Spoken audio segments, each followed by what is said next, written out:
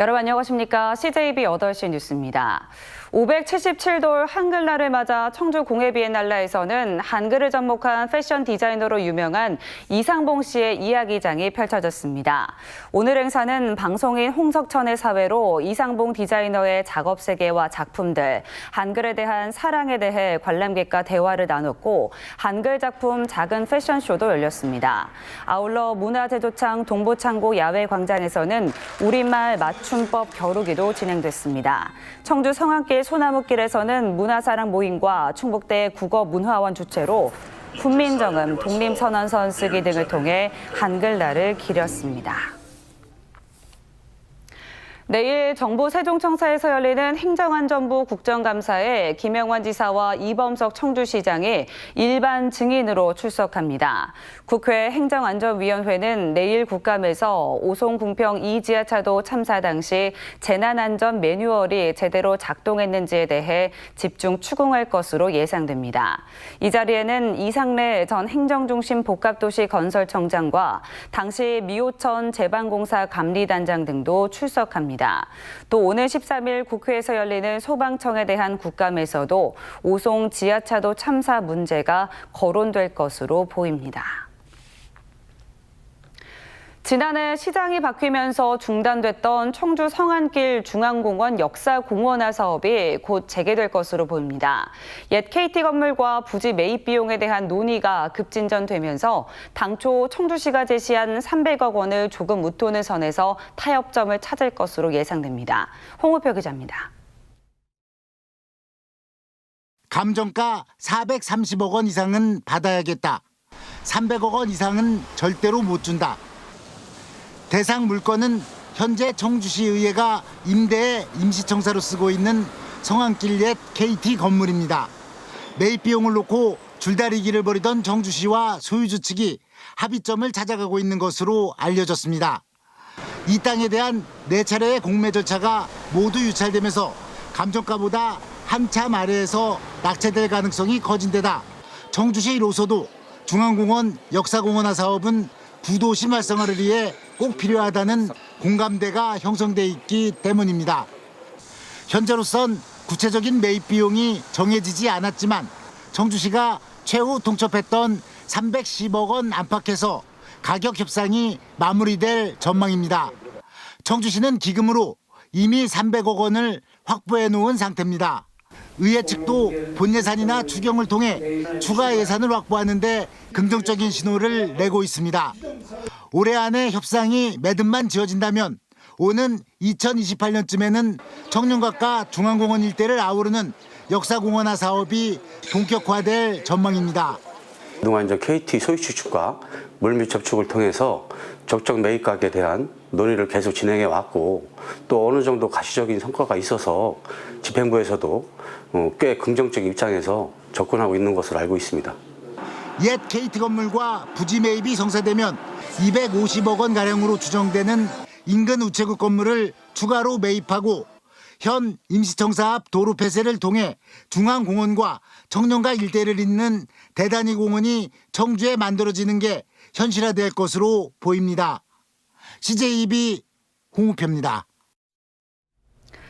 전국의 자치단체들이 정책 홍보를 위해 SNS를 적극 활용하고 있는데요. 충청북도가 전통적인 홍보 방식을 탈피한 새로운 도전을 시도했는데 1년 새 구독자 수가 3배 이상 늘었다고 합니다. 장원석 기자입니다. 충청북도 공식 SNS 제작자 2명이 지상파 방송의 탐사보도 프로그램을 패러디해 제작한 공무원 반응 실험 영상입니다. 충북 사람은 말과 행동이 정말 느린가와 같은 일상의 상황을 연출해 충북에 대한 오해와 진실을 따져보겠다는 취지입니다. 광역철도로 바뀌는 생활상을 현직 주무관들이 직접 출연해 시트콤 형식으로 엮어가며 웃음과 정보를 한 번에 전달합니다.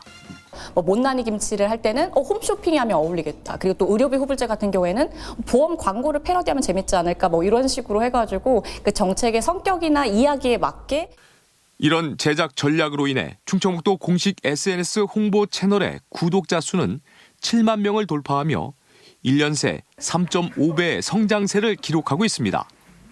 전국 17개 광역자치단체 가운데 구독자 수가 5번째로 많습니다.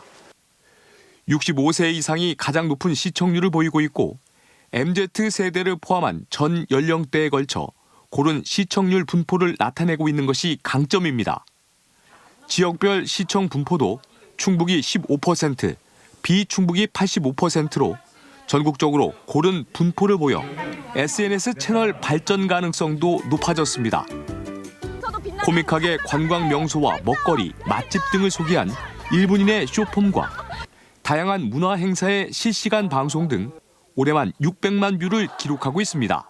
시기 적절하게 쇼츠를 내보내거나 아니면 또 유튜브 생방송을 직접 가서 진행을 할 예정이고요. 그리고 60초 영상 콘텐츠를 지금 공모전을 충주시 홍보맨 등 전통적 공무원상을 탈피한 도내 자치단체들의 SNS 홍보 전략이 성과를 거두고 있습니다. CJB 장원석입니다. 전지훈련 명소로 자리매김한 보훈군이 그 명성을 이어가고 있습니다. 접근성이 좋고 각종 우수한 운동시설이 한 곳에 집적해 있기 때문인데요. 올해 방문객이 보훈군 인구보다 많은 3만 5천 명에 이른다고 합니다. 박원 기자입니다. 파릇파릇한 천연잔디 위에서 선수들이 몸을 풉니다. 예열이 되자 서로 패스를 주고받고 화기애애한 분위기 속에서 훈련에 열중합니다. 여자 프로축구 수원FC 위민팀입니다. 지난 2일부터 열흘간 보훈군으로 전지훈련을 왔는데 운동 여건이 좋아 올해 초에 왔다 또다시 방문한 겁니다. 아시안게임을 다녀온 여자 축구 간판 스타 지소연 선수도 축구장 관리 상태에 만족감을 보였습니다. 천연잔디를 저희가 계속 쓸 수 있는 게 너무 좋고요. 또 저희 쓰고 나서 또 관리를 해주시는 것 같아요. 그래서 잔디 색깔도 너무 좋고 상태도 너무 좋아가지고. 제주국제대학교 야구팀도 전지훈련지로 보훈을 자주 찾는 단골팀이 됐습니다. 대부분의 야구장은 구장이 하나밖에 없지만 여기는 2개나 있고 무엇보다 깨끗한 환경이 선수들을 매료하기 때문입니다. 불펜 투수들이 마음 놓고 던질 수 있는 공간이 분리돼 있고 비가 와도 실내 연습장이 있어 365일 언제든 운동할 수 있는 장점이 있습니다.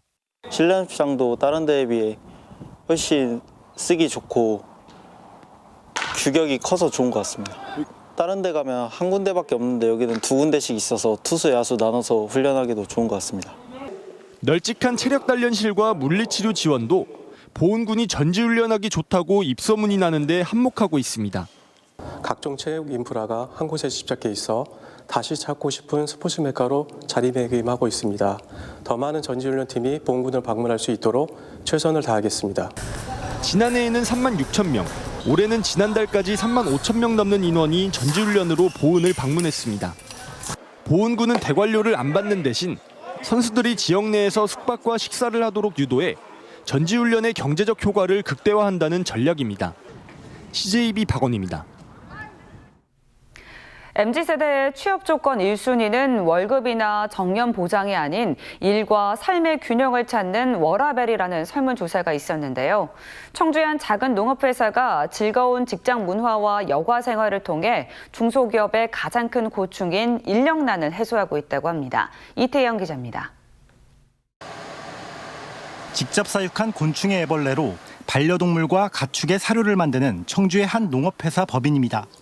직원 수가 10명이 조금 넘는 작은 농촌마을 기업이지만 한 해 수십억 원의 매출을 올리고 있는 유망 중소기업이기도 합니다. 한때 농업이란 한계 탓에 이직률이 높았지만 지금은 20, 30대 MZ세대 직원들이 머물고 싶어하는 직장이 됐습니다. 사내 인트라넷인 협업툴을 구축해 소수 직원이지만 업무 절차와 정보 공유를 간편화했고 동시에 협업툴 속에서 직장 문화 개선 제안을 받으면 곧바로 개선 작업을 벌였습니다. 시간과 장소를 가리지 않고 개인별, 부서별 만남인 회합체 모임도 지속하는 등 소통의 통로를 다양화했습니다. 구성원들이 다양하니까 오히려 그런 다양한 사람들을 위해서 채널을 다변화해서 의견을 수용하는 것이 오히려 구성원들에 대한 배려와 존중이라고 생각합니다. 근무 시간은 철저히 직원 위주로 운영해 정시 출퇴근을 지키고 부서 회식은 업무 시간에 하도록 했습니다. 채용과 승진, 임금 등에서도 남녀 차별 요소를 철저히 배제합니다. 또 연차 휴가를 분 단위로 나눠 여러 날에 걸쳐 쓸 수 있도록 해 직원들로부터 높은 만족도를 얻어냈습니다. 전 직원들이 눈치 없이 사용할 수 있고 그래서 이제 분 단위로 하다 보니까 개인 일정 이제 차질 없이 잘 할 수 있어서 좋은 것 같습니다. 이런 기업과 직원들의 노력으로 인해 청주시 우수 일자리 창출과 고용선도 여성 친화 기업으로 선정됐습니다. 가장 큰 골자는 근속이죠. 그리고 여기서 즐거움을 느껴야 되고, 그리고 이제 직원과 사장 그리고 팔로워와 리더가 아니라 전원이 다 리더가 돼야 되는 상황에 직면해 있어요. 작은 농업회사가 실현한 워라밸 문화가 즐겁고 행복한 직장과 삶을 만들어가고 있습니다. CJB 이태현입니다. 2023 청주 공예비엔날레 입장객이 20만 명을 돌파했습니다.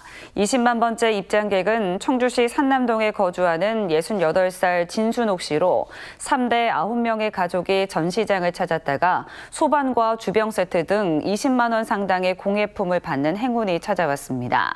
폐막 일주일을 남겨둔 청주 공예비엔날레는 목표 관람객을 넘어서면서 앞으로 25만 명에서 최대 30만 명까지 전시장을 찾을 것으로 기대되고 있습니다.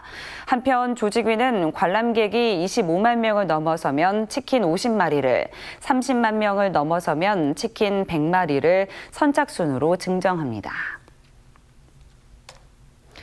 경찰관이 영장이 없이 집에 찾아가 음주 측정을 요구하면 위법하다는 판결이 나왔습니다. 청주지법은 음주운전 의심 신고를 받고 집으로 찾아온 경찰의 음주 측정 요구를 거부해 기소된 49살 A씨에게 무죄를 선고했습니다.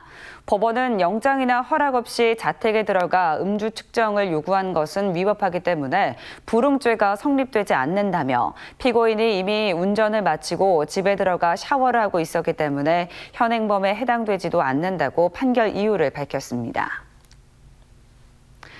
충청북도가 오는 2026년까지 저상버스 도입률을 47.9%까지 끌어올립니다. 충북도에 따르면 이 시점에 교통약자 수는 53만 3천여 명으로 도내 인구 대비 32.5%에 달할 것으로 예상된다며 현재 11개 시군 평균 16.2%에 그치고 있는 저상버스 도입률을 대폭 높이겠다고 밝혔습니다. 충북도는 교통약자 이동 편의 증진 지원 계획안을 홈페이지에 공고하고 오는 17일까지 도민 의견을 받고 있습니다. 이상으로 CJB 뉴스를 마칩니다. 고맙습니다.